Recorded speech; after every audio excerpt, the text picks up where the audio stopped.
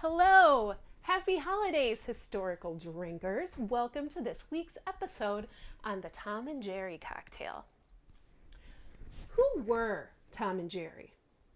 Why would I put an egg in my drink? Who invented this thing anyway? These are the questions that I'll be answering in this week's episode, and more.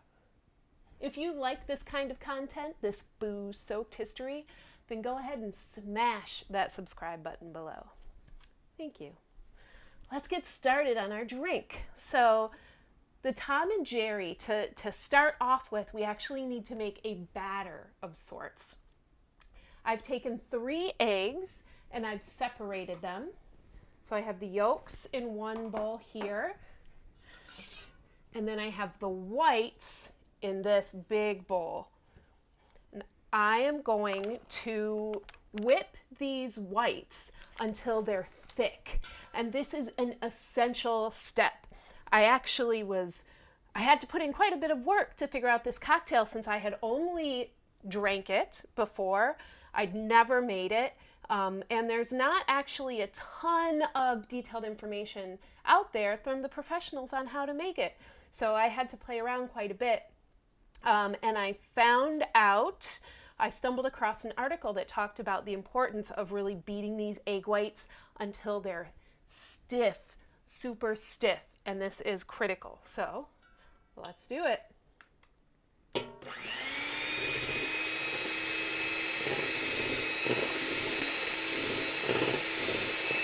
I hope your holidays are off to a good start. Can you hear me okay?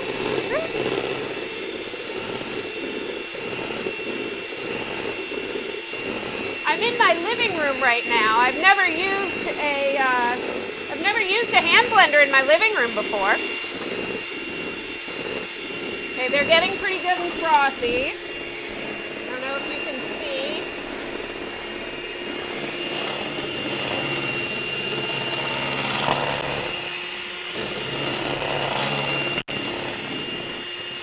It's so cool that egg whites do this. Science, man.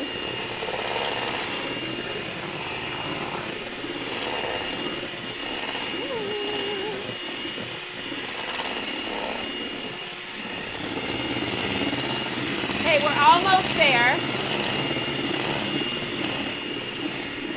It is really important that whatever bowl you're using for this process is completely dry and doesn't have anything else at all in it, and that your yolks don't get into the egg white at all. Otherwise, you'll have a much harder time blending them.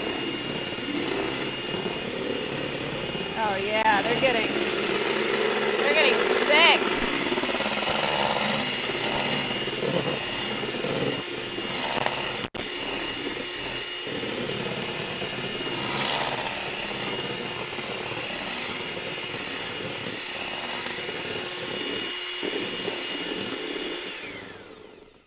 Okay, let's see. Oh yeah. I think this is perfect.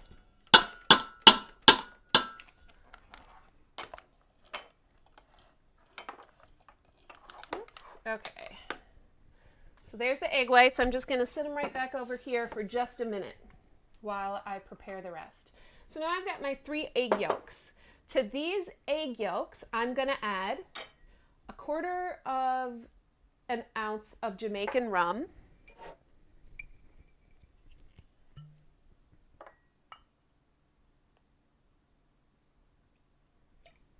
There we go.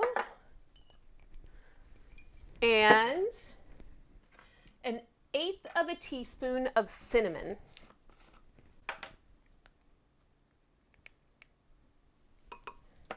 Then 1/8 teaspoon of cloves. I only have whole cloves, so I actually mortar and pestled some fresh ground ones today, which is fantastic. They smell so good.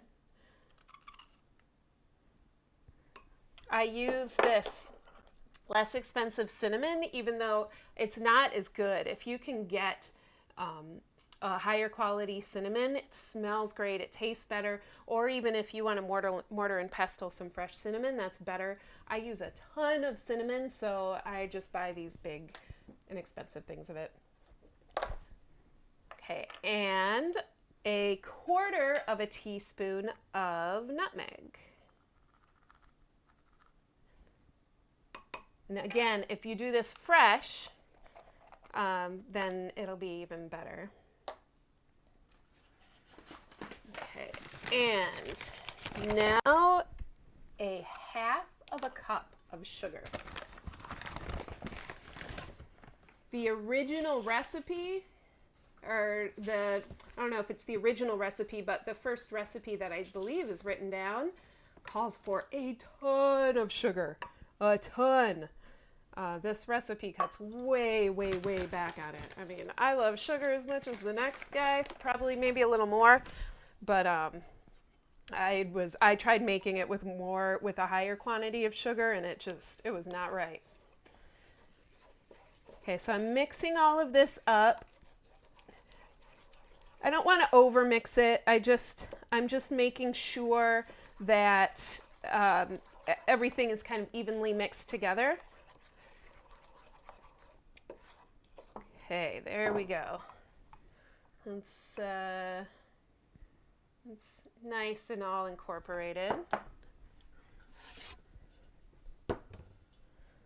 I'm going to pour this into the bowl with the egg white. And notice I didn't whip the egg yolks. Some recipes call for that. But I actually found that I liked it better without the egg yolks whipped. I want this to really be thick.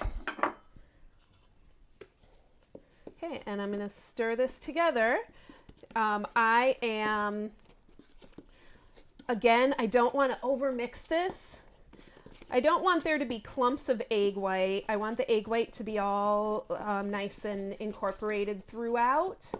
But if I mix it too much, then it's going to start to become watery. And I want to keep it frothy. That frothiness is really a critical part of this cocktail, which I found during my experimentation with it, because my first variations, when it wasn't so frothy, it wasn't great. And to make it good, I actually had to turn it into something that was more like eggnog. And this drink is pretty distinct from eggnog when made this way, and it's supposed to be. Okay, there we go. There we are. Okay, I'm going to set this right here for a moment. Now, I have my mug here. My mug I have hot water sitting in it, so my mug is nice and warm. So I'm just going to dump that out.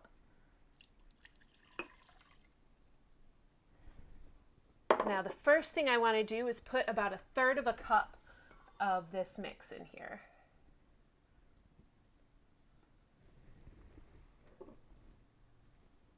There we go.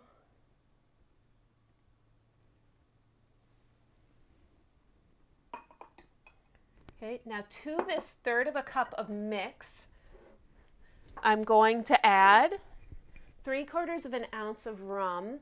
Now I'm using Hamilton 114 proof. This is a Jamaican rum. It's got a ton of kick, obviously, and it's just got a ton of funky character. I shouldn't say it's not a Jamaican rum. It is partly a Jamaican rum, but it has the character that is common in a Jamaican rum. And next I'm using Pierre Ferrand cognac. You want 3/4 ounce of some sort of brandy. Pierre Ferrand cognac is my go-to for cocktails. It's got tons of flavor, really nice body. And then lastly, I'm going to add 3 ounces of hot water.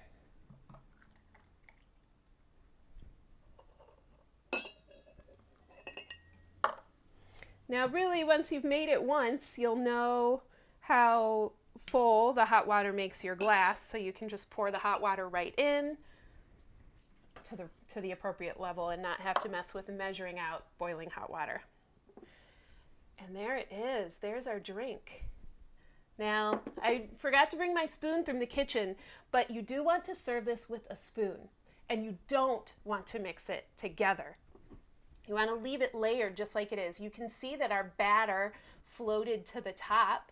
It's partly integrated in the other ingredients, but it's mostly floated at the top. You want to serve it like this. Some people like to scoop some of the batter right off the top, and some people like to mix it in. So give the person who you're serving it to that choice and make that choice for yourself. But let's taste it. I want to mix that batter in.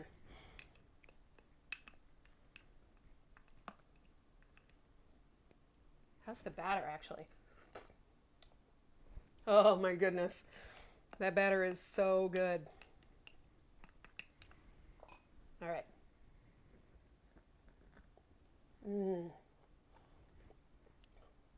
That is fantastic. It is really great. All right, let's get this out of the way. Now, the batter, this best batch of batter that I made, it actually was good in my refrigerator for probably, I don't know, it probably lasted about 8 hours, 6 hours maybe. But it definitely is not good for an extended amount of time because, of course, all that egg white falls flat. So you can make this ahead of time. In a year after 2020, when we're once again having holiday parties, you can make it ahead of time, and then you just have the batter ready to go, throw the booze in, throw the hot water in when your guests get there. But don't make it too much ahead of time because it will fall. Oh, and I just want to drink it. Ooh, also, if you have them, I would serve this in something that you can't see through, something that's solid colored, because you can see, like, it's kind of, as you drink it, it's not the, I don't know, most aesthetically pleasing drink. You can actually get special Tom and Jerry sets where they have a big punch bowl for the Tom and Jerry mix, and they have small cups, small hot cups, and they're solid white. So it's a beautiful presentation. You can only see the top, which looks nice. Oh, and I forgot one thing for the top. So you want to put some fresh nutmeg on the top.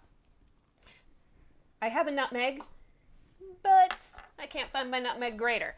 So I'm going to cheat and just put a pinch of ground nutmeg right on the top. There you go. And that really makes the top of the drink really pretty, and that fresh nutmeg, the nutmeg right on your nose when you're drinking it is really nice. Yep, that is good. All right, so the Tom and Jerry. This was a cold weather favorite from the time of the Civil War all the way through the late 1800s. Like I said, it has its own punch bowl, and it had its own there were Tom and Jerry sets way back then. After the late 1800s, it stopped being quite as popular, but it still remained popular during the holiday season in many parts of the United States up until Prohibition. Before the mid-1800s, egg drinks in general were super popular. In fact, they were really part of the general person's everyday drinking routine. Why? Well, one, because eggs provide flavor to drinks. The whole eggs provide richness. It adds something to the drink that you can only get a few ways. Eggs, milk, these things are really nice additions. Also, texture. Both the whole egg, and just using the white on its own Both of them incorporate texture to cocktails. Generally, the texture in drinks is pretty subtle, but our mouths really like texture. So when you can find a way to add more interesting and bold texture to drinks, it makes it a more pleasing drink to our mouth. So that's what whole eggs do, and that's what egg whites do. Also, eggs are used for clarification still today, but it was very common back then to put an egg in like a cloudy beer, for instance, and the egg white attracts all the particulates that are in the beer, making it cloudy. All of those get stuck to the egg white, and then the beer is clear. And that egg that's in the beer or any other drink has the added bonus of giving the drinker the nutrition that's in the egg. Eggs have a lot of calories. Back in the day, more people worked jobs where they were burning a lot of calories, and the food that they were eating tended to have less calories in it than our food does today. So really, having these drinks with eggs in them was a way for people to get nutrition. There were even traditions in certain places where the men would stop off and drink a beer with an egg in it for breakfast before heading off to their hard labor jobs. The beers were really low alcohol, and the egg was really high nutrition. So great start to the day. Now, who invented this drink? Well, the professor, Jerry Thomas, the godfather of the American cocktail, claims to have invented it in 1847. Because of his claims, it is often, to this day, and in very reputable places, attributed to Jerry Thomas. But the reality is that his claims were bullshit. In fact, it appeared in print many times before 1847, including in 1827. There was a Salem Gazette story about a 13-year-old boy who was on trial for stealing a watch. The story mentions that the plaintiff in the trial, the person he stole the watch from, had sold the boy quite a few Tom and Jerry's before the theft took place. So that was 20 years before Jerry Thomas's claim of invention. In that same decade, in the 1820s, a London writer named Pierce Egan came out with a book about two men. Those men's names were Jerry and Thomas. And this is when it happened. Pierce Egan took an existing recipe and he added cognac to it, and he called it the Tom and Jerry. That's where this drink comes from Pierce Egan. This novel became super popular, so popular that it was made into a play which ran both in London and New York, also to great popularity. So this is when this drink started to really get into people's psyche. Now, Jerry Thomas was very well known even in his day. He was a celebrity bartender in his day, and he worked on both coasts. He worked in New York, he worked in California. So though he didn't invent it, it's cool that the drink is so close to his name. The name of the drink is so close to his name, and he really, really helped to make it super popular. So he does deserve some credit. You can still find Tom and Jerry's being made today during the holiday season in bars. This is where I first ran across it. I had my first Tom and Jerry in Miller's Pub in downtown Chicago, a historic, beautiful historic bar downtown. They make it every holiday season from Thanksgiving until New Year's. And apparently, you can find it in a lot of other bars around the Midwest and some on the East Coast, but it seems to be most popular in the Midwest during the holidays, though that is the only place that I have seen it. The Tom and Jerry cartoon, is it related to the drink? Unfortunately, I couldn't really find a good answer to that question. It makes sense to me that the name would have come from the drink, or that maybe the name came from the book or the play, but it does seem like there must be a connection between the Tom and Jerry cocktail and the Tom and Jerry cartoon characters.